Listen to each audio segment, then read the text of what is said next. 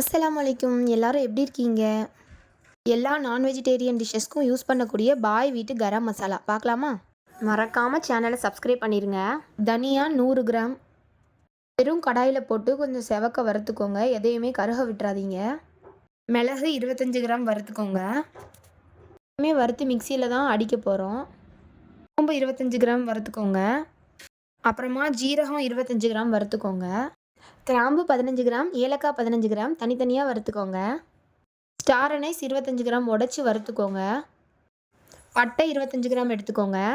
ஜாதிபத்திரி 5 பூ, பிரியாணி இலை 1 கைப்பிடி அளவு, கல்பாசி 10 கிராம், கருப்பு ஏலக்காய் 10 கிராம், ஜாதிக்காய் 3 தட்டி வறுத்துக்கோங்க.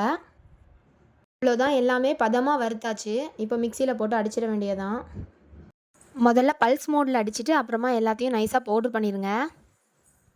வீடு ஃபுல்லாக மணக்குதுங்க. என்ன நான் வெஜிடேரியன் டிஷ்ஷஸ் பண்ணாலும் இதை 1 டீஸ்பூன் சேர்த்துக்கோங்க.